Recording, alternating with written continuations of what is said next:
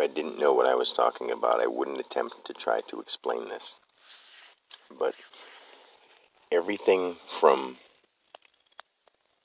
See, I don't know where to start with this, but I've experienced it, so I know what I mean. Each one of us is going through the same thing that I'm going through right now. But most people only know it when they die. So their ego doesn't transcend until they die. So they really never know who they are until they die. No one has. Even a mystic, even a whatever, that felt close to whatever, that, and no one has gotten to this point. I mean, and the ones that have, that I've been, that I am, had the same kind of reaction. Very few people believed them. Other people resented them, hated them, wanted revenge on them, envied them, wouldn't believe them because it wasn't them who had it happen to them, so they couldn't believe that it happened to someone else when it's happening to them right now. But because their ego's involved, they don't realize that they too are that. It doesn't... Those people like me who have ever become realized, it's not about them. It's not about me. It's me telling you who you are. And when you say, you can't tell me who I am, I like this TV show, and I watch these things, and I eat these foods. No, you are not those. That's not you. That's your personality, and that's who you choose to cling on to. What if you change the TV show you watch next week? What if something happens between you and these people you know so well? Well, you are always changing. You may just stick with the same things for a long time, but you're always changing. So let me get deeper into this. People with... Let's say there's been tons and tons of people who have opened their higher chakras, like their third eye and their crown chakra, and they've experienced bliss, but in a different way pertaining to how they are. Let's say someone who practices voodoo and worships the dark god of Gnog, shit like that. Those kind of people who learn spells and have made things happen. Even a magician. You can use a magician for an example. A magician has opened his third eye and his crown.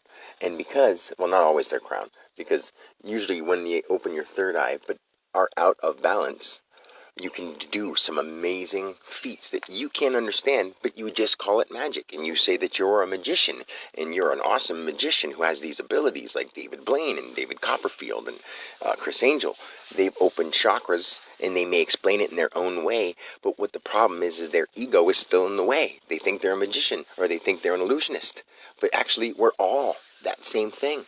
They just practiced something so much and put so much what? Belief into it, and faith into it, effort into it, their own soul, their own essence they put into it. And what did they get out? God is what they got out. They may not call it God, they may call it Gnog, they may call it this magic crystal ball, they may call it Merlin the wizard, they may say they're a magician or an illusionist or a world-class warlock. It doesn't matter. It's all God. And if no one understands that, I don't know what kind of world I'm living in. It's a simple math problem. There's 7 chakras. Say your second chakra is out of balance and you're just a fucking sex fiend. Or your first chakra is out of balance and you're just not stable with who you are. But you believed in something so whatever, so scary or so whatever, so magical or so mystical that you put your effort into it. And guess what? You didn't never become comfortable around other people because you secluded yourself from other people. You learn spells and you practice witchcraft or something, whatever you did, okay? Now, these people are trying to tell me about Wicca and paganism and all these things. And I'm like, dude, I know because I'm all those things. I've been everything you can imagine and more. Nothing you can tell me is going to surprise me. And that makes people think that I'm trying to be a badass or something, and I'm not. Just nothing surprises me. It may not be the word I expected in that moment of time, but nothing really surprises me. And because of that, I don't get overwhelmed. Like, my overwhelming appearance when I speak is because I'm that full of excitement and passion about trying to tell people what's really happening. Because it really is awesome. And no matter how scary or dark or morbid or crazy it ever was, it's still awesome. Because I understand it in a way that no one else ever has. And if anyone else ever has, I need someone to tell me. And not someone to be like, the great Krishna, because I was Lord Krishna. Don't tell me Jesus, because I was Jesus too. And even though, for some reason you say that and someone thinks a big name, ooh, big deal. But if you say that you were a farmer Ned from from Oklahoma back in 1715, they'd be like, oh, sure, no big deal. Maybe he was, maybe he wasn't. I don't care. But you were too. You were everything there's ever been. If you ate something from the ground and you pooped, you've gone through the course of in and out. And if you've gone to sleep and woken up, your spirit has rested and come back. You've reincarnated. That's as simple as it is. You reincarnate every day. Every day. You may die at the end of this one ego life, but your existence goes on. You don't know what body you're going to be in next. But if you become conscious, you choose. And the more conscious you are, the more you get to choose. You have free will. You don't even have to come back to this planet. You don't even have to come back to this existence. You don't have to come back to this space-time continuum. You could be somewhere completely different. And you can be nowhere. And you'll still be. Because you are. That's what you are. And why does anyone not get that? They'll hear it from some book and be like, oh, this magical nothing that I don't understand. But I'm telling you right now that you are it and I can help you understand it. That's my life goal. I have another 100 years to learn. And I have another 100 years to teach. But nobody wants to do it just yet because everybody's so full of themselves. I'm not wrong about that. I don't even give a shit about Dan Alexander's personal life. Ask anybody. My kids don't even want to spend time with me. I'd love to spend time with my kids, but they're not my kids.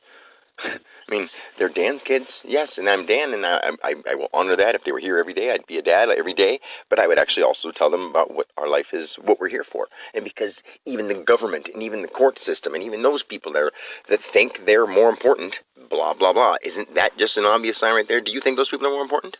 No. What about some overweight fat cop or overweight fat court guy? Bless them for whoever they are. But they've let themselves go. They have bad attitudes. They don't care. They're not loving. And what are they doing a job that's supposed to be helping people and serving and protecting when they don't care about the people? They don't. People like me should be the ones serving and protecting because I wouldn't harm anybody to protect you. You would learn how to protect yourself. That person would learn how to be. And you'd be fine. And he'd be fine. Or that person would be fine. He, she, whatever. It takes intelligence. And the problem is, I'm so intelligent, people are intimidated by it. And they may not say they are, but they are. And when I talk the way I talk, they get offended because I'm not going to back down when I'm correct. You can't tell me where I have and haven't been. I've been out of this world a million, billion, gajillion times. This is not our reality that you see. It is just a moment in time. It may last for 100 years. Then you die. And then what's your reality? Wherever you pop up next. But what if you move? What's your reality? Oh, you changed it because you moved. No, because you believe that everything is different. You've gone through the physical actions to make that happen in this space-time continuum. And it's really simple when it comes down to saying, yeah, I walked that way, so that's how I ended up there. But what thoughts made you go there? What propelled you to get up and move? What did all that? It's your purpose. Your purpose is to figure yourself out. And your purpose, due to what you've done to yourself and what you resonate with, you may not hear what I'm saying and even be able to believe it. Because you're so used to watching horror movies and bullshit on TV and UFC and texting your friends and talking about this bitch and that bitch and my handbag and my handgun and everything like that. You're so used to that. You can't hear what I'm saying. Because as soon as you hear the word God, you think religion. And you think of the holy book and all that kind of stuff. And those are all whatever too. But those are just instruction manuals. You open up a package and any religious practice is about as accurate as opening up the pamphlet of a video game and reading it, never putting the game in. And what it really is putting in the game, being part of the game, being the creator of the game, also surprising yourself, and then finding out that you were every character. That's what it is. The Bible and the Quran and the Kabbalah are just well-written handbooks, instruction manuals on the game that we're playing. It's not a virtual reality. It's not a whatever. It is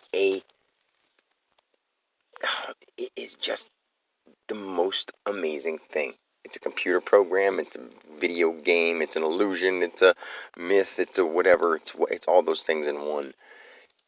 It's a magical experience.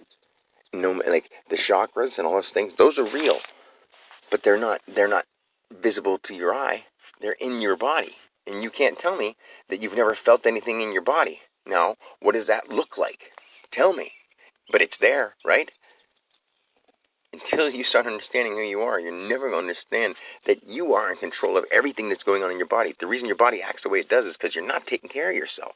You may not understand that when someone says, hey, your health is bad because you've done bad things to your health.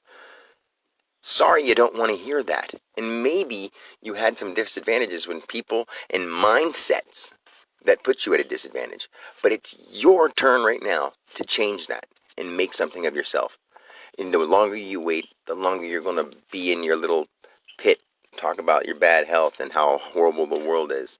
It's not. It's the mentalities of the people in it. Because that's all they think they are. And unfortunately, until they get that, it's going to stay this way. And someone like me is going to be looked at as ridiculous. And that's just perfect. Because I think everyone doing the normal everyday 9 to 5, acting like a citizen of their country and a, person on their neighborhood, they are the most ridiculous things happening right now.